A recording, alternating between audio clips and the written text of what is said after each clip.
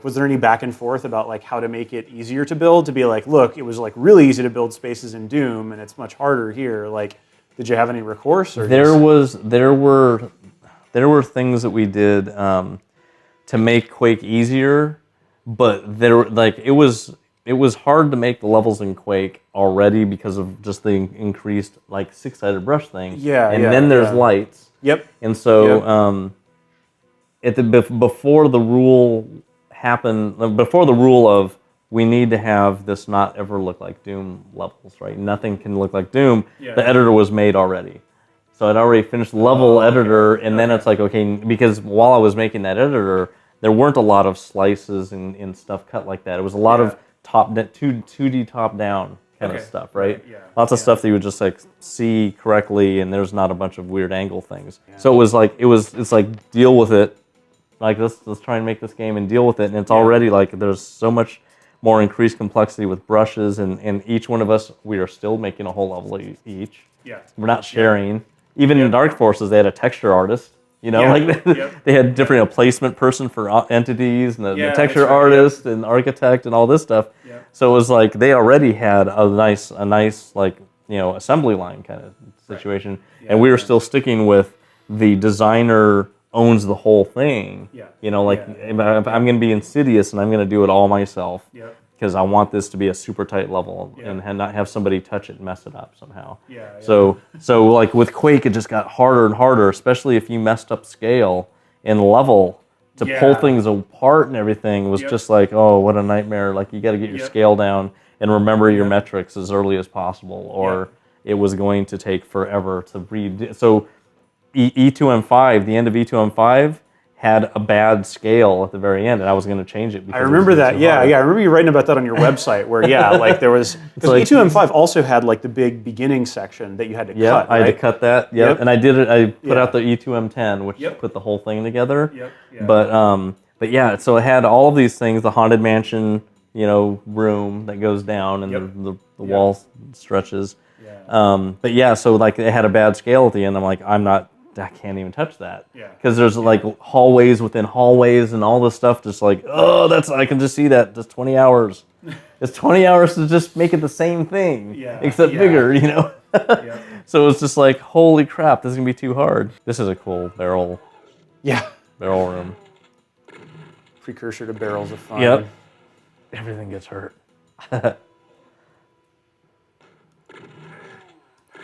it's funny how... like these guys go slow, and they shoot you. They all shoot whenever they want, and there's no slotting, right? Oh, yeah, sure. Which in console games is like the norm. Like you're in an action game, and everything slots around you, and like idiots, they wait for someone to attack before they attack, which is just disgusting. Yeah. It's like false, you know? It's like, in this game, it's like, well, just make them go slower. Yeah. You know, it's like Resident Evil 4 did it right, you know? Yeah, for sure. They totally did it right, and like, that's what feels good, and it's not artificial. It's not like, oh, well, that because I just hated that. When I did Gauntlet 7 Sorrows, that was like the thing that we did was we made them slot like that because that was just the way that, like, here's how you pump out a formula. Okay, Pump out a formula thing. Well, and I think a lot of more modern games and shooters particularly get into that just because they start by taking away your mobility, like what you're doing right now. Like you couldn't do that in a modern in a modern shooter. Like just why? You move like a quarter of the speed practically, and so then it's like, okay, well the player is just going to be a bullet sponge. Yeah. And just which is what I just hate those games. Yeah. You just don't feel skillful. Return to skill is like my whole mantra. Is like, why aren't we have crazy fast computers, crazy fast graphic cards. You know, why can't we play skillfully anymore? Why are we bullet sponges? I don't care how deep that texture is at all. Right. I don't care how many layers it is and what the normal map is. I care about how fun how much fun I'm having in the room, in the world, moving around and dodging like I actually have skill, and I'm like, I can duck.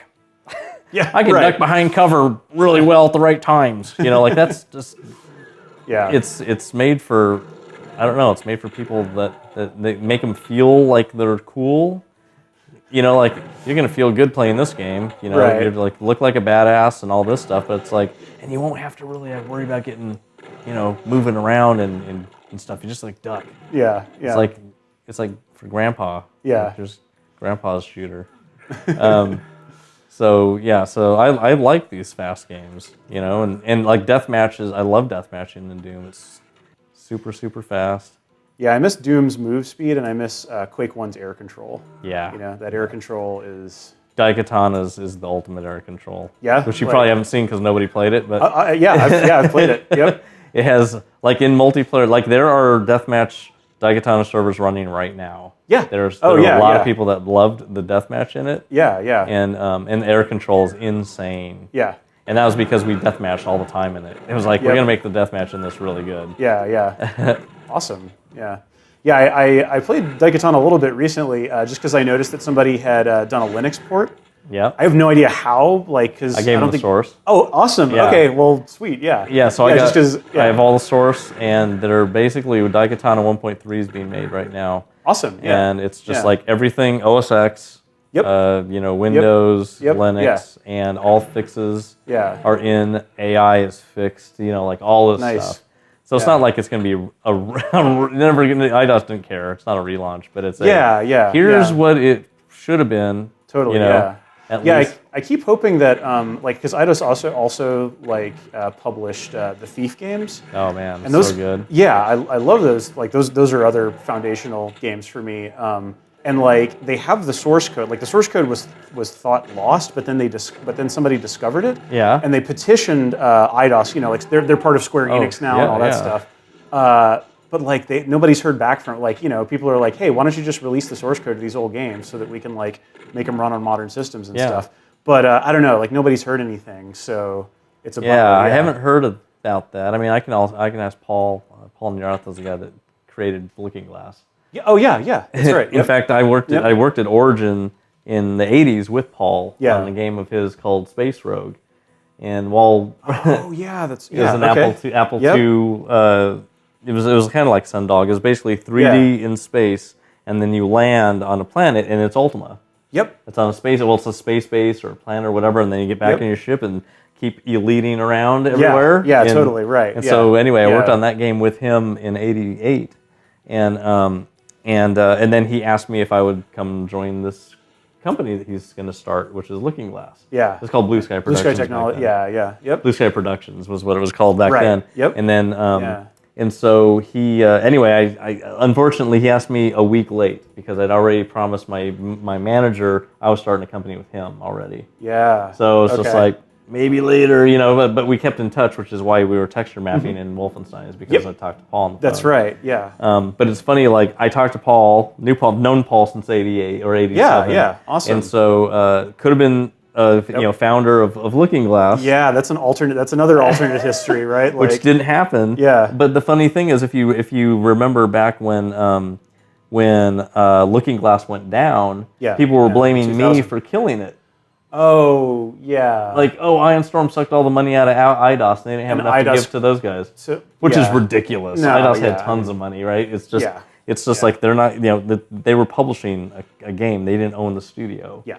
Right, and they had just gotten too and big. Looking Glass was fighting for their life. You know, they had 100 people with three different offices in Austin and California and Massachusetts. So it was kind of too big. Yeah. But yeah, I wouldn't have killed Paul's company. I mean, Paul's a great guy. Yeah.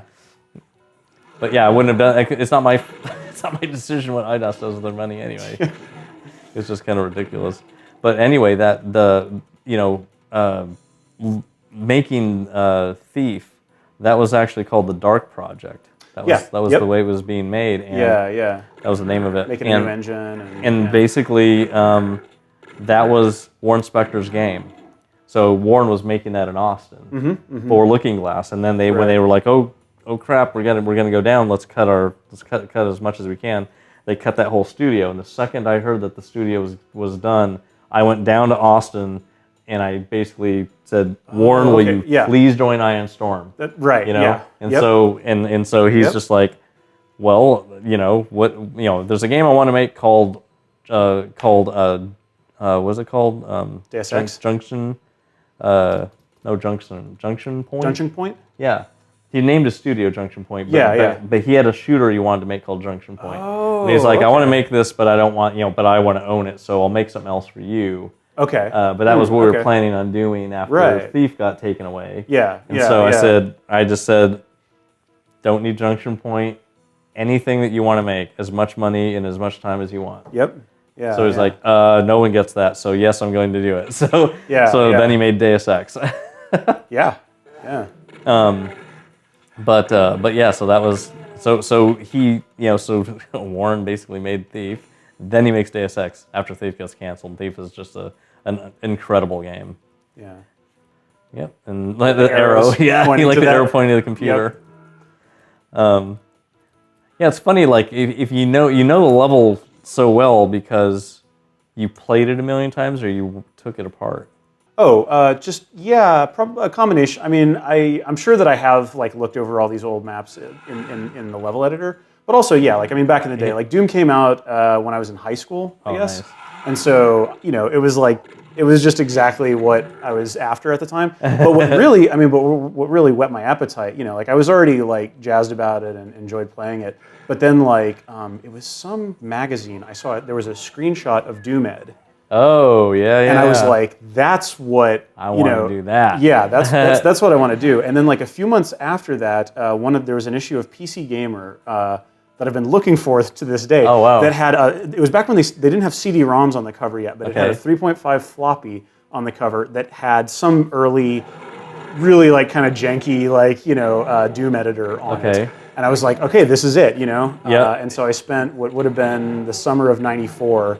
Making my first Doom level. Wow. And just like, learning, taking everything apart. And I still have that level, but it's terrible. Like, it should never see the light of day. I recently gave the source to Doom Ed to somebody to put on OS X. Oh, cool. Yeah. Oh, yeah, okay, right. Because next step to OS X. Yeah, it's the same thing. Nice. So that's may happen. Its software, as of maybe a month ago, has the full source to all of the Commander King games now.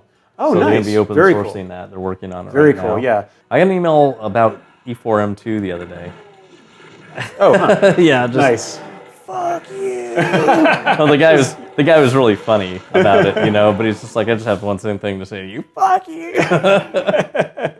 but I still get lots of mail about Dave and Doom and Wolfenstein and all that kind of stuff. Nice. Like, and people get creative. Like, I got a question to ask that no one's asked before. Just some off-the-wall thing. Okay, so there's the exit. Wait, the exit's supposed to be right there. Oh, I got to flip the switch up here. Up. Yeah. Wait a minute. There it is. You hear all those dudes? Yeah, just it's like dogs. Yeah. I remember the positional sound in this also being like, this might have been the first game that I plugged in headphones for or something, just to like hear the...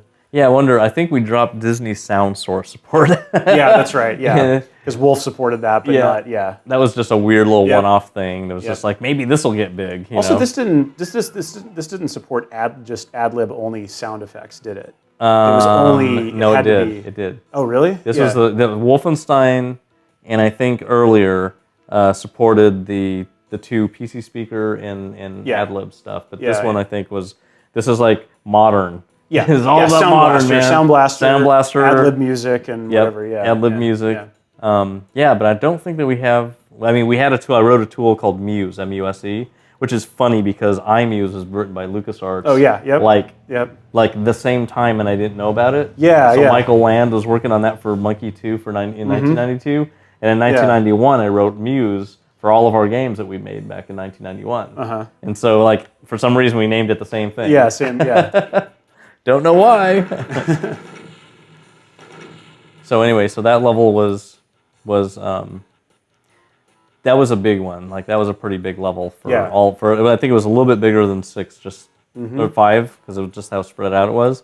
And then for this next one, it was like, I'm gonna do something else. Like, I got to do something.